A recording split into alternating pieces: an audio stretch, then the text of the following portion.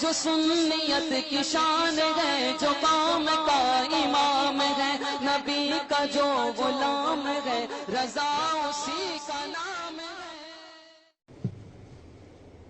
سائل کہتا ہے شب برات کا روزہ رکھنا ضروری ہے کہ آپ صلی اللہ علیہ وسلم نے رکھا یا نہیں؟ قرآن و حدیث کی روشنی میں جواب دیجیے۔ شب برات 15 شعبان رات کو عبادت کرنا، صبح کو روزہ رکھنا، یہ عمل کسی صحیح حدیث سے ثابت نہیں ہے۔ اس بارے میں جتنی روایات آتی ہیں وہ صحت کے مقام کو نہیں پہنچتی۔ کسی ایک صحیح حدیث سے 15 شعبان کو روزہ رکھنا اور اس رات کو عبادت کرنا ثابت نہیں۔ لوگوں کا کہنا یہ ہے کہ شعبان میں کوئی مخصوص عبادت کا کوئی ذکر نہیں آیا ہے، حدیث شریف نہیں ہے، یہ بدعت ہے۔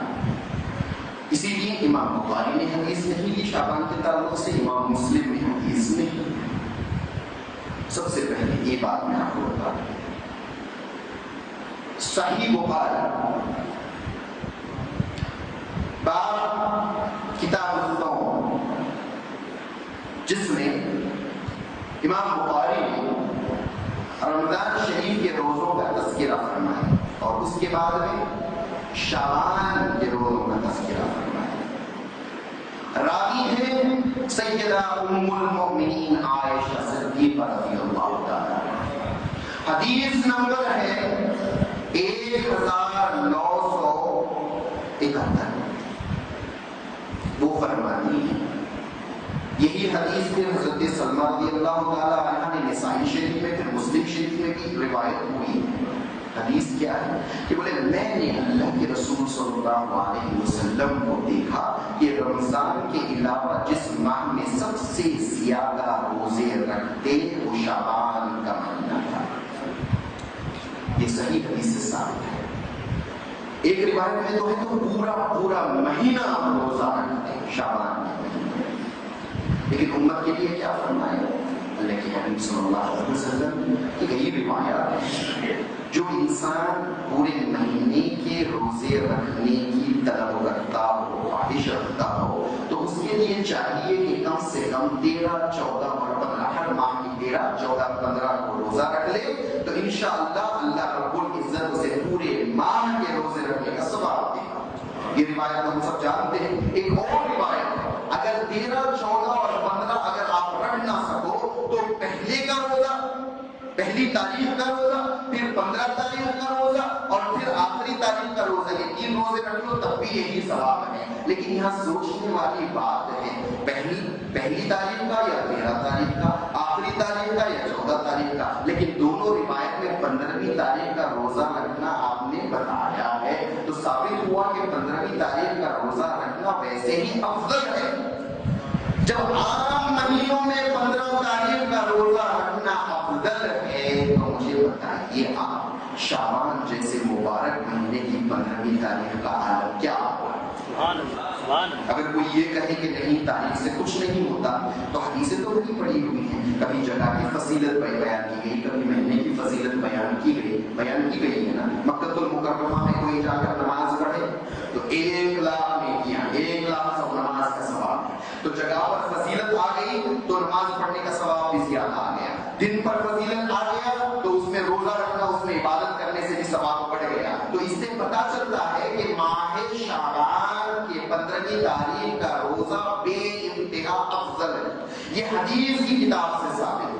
اگر کوئی یہ کہے کہ یہ روزہ رکھنا بدعت ہے، یہ عقل میں بات آتی نہیں، یہ ہم لوگ جانتے نہیں ہیں، یہ ایک سازش ہے۔ آج میں کھول کر بات بتاتا ہوں، دل کھول کر بات بتاتا ہوں۔ بندہ 2 چیزوں سے ایمان کی حفاظت پاتا ہے، ایک رب العزت کی عبادت سے، دوسرے اللہ کی خاطر اللہ کے حبیب اور اللہ کے اولیاء کی محبت سے۔ یہ 2 چیزیں ایسی ہیں جب تک انسان میں پائی جائے تو اس کا ایمان کامل ہوتا ہے، حفاظت سے رہتا ہے۔ تو یہودیوں کو سمجھ میں بات آ گئی کہ بولے نکالنا ہو یہ دونوں چیزیں نکالنی پڑیں۔ پہلے وار کیا محبتوں پر، طرح طرح کی باتیں بیان کی گئی، حبیب پاک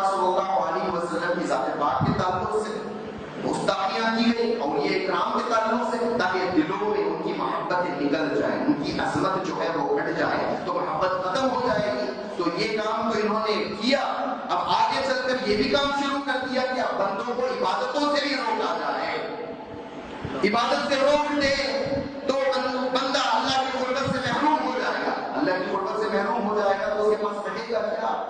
دنیا کا اندھیرا رہے گا. بخاری شریف کی صحیح حدیث ہے، اللہ کے حبیب صلی اللہ علیہ وسلم فرماتے ہیں میرے امت میں اللہ تبارک و تعالیٰ ارشاد فرماتا ہے جو بندہ نوافل کے ذریعے، فرض کے ذریعے نہیں فرمایا، فرض تو پڑھنا ہی ہے، فرض کے بعد نوافل کے ذریعے اللہ کی جب قربت حاصل کرتا ہے تو اللہ اس کے آنکھ بن جاتا ہے جس سے وہ دیکھتا ہے. یہ صحیح بخاری شریف کی حدیث ہے. اللہ نے فرمایا میں اس کے ہاتھ بن جاتا ہوں جس سے وہ پکڑتا ہے، اس کے پیر بن جاتا ہوں جس سے وہ چلتا ہے، اسے میں اپنا محبوب بنا لیتا ہوں اور وہ جو چاہتا ہے میں کرتا ہوں. یہ حدیث قدسی صحیح بخاری شریف میں موجود ہے. یہی تو یہودی نصارہ نہیں چاہتے کہ بندہ اتنی قربت میں چلے جائے کہ اس کی آنکھ میں اللہ کا نور آ جائے. جب بندوں کی آنکھ میں حضور کی امت میں اللہ کا نور آ جائے، ان کے ہاتھوں میں اللہ کی قدرت کی طاقت آ جائے تو بآسانی یہ مریم ہو سکتے ہیں، نیست و نابود ہو سکتے ہیں. تو ان کو روکا جائے کسی طریقے سے، ان کے علماء کو خریدا جائے، خرید کر عقیدے تبدیل کیے جائے اور یہ عبادات کو روکا جائے تو بندے خود بخود ذلیل ہو جائیں. یہی ان کا مشن ہے، اس کے علاوہ کوئی مشن نہیں. ورنہ اللہ کی عبادت جب حضور نوافل کی تعریف فرما رہے ہیں، حضور نے یہ نہیں فرمایا نفل فلاں وقت میں پڑھو، فلاں جگہ میں پڑھو، فلاں نماز کے بعد ہی پڑھو، فلاں رات ہی میں پڑھو، ایسا کچھ نہیں فرمایا. کیوں؟ نفل جتنا تم چاہتے ہو، جتنا تمہارا ذوق ہو اتنا پڑھا کرو. تو کھلنی چھوٹ دیتی، کیوں جو بندہ جتنی بلندی چاہتا ہے اتنی نفل پڑھے. اور جب معمولی مہینے میں، عام مہینے میں عبادت کرتا ہے وہ ثواب ہے، تو خاص مہینے میں تو خاص ثواب آتا ہے. یہی ان کے دلوں کو نہیں پاتا. یہ بات آپ اپنوں میں بٹھا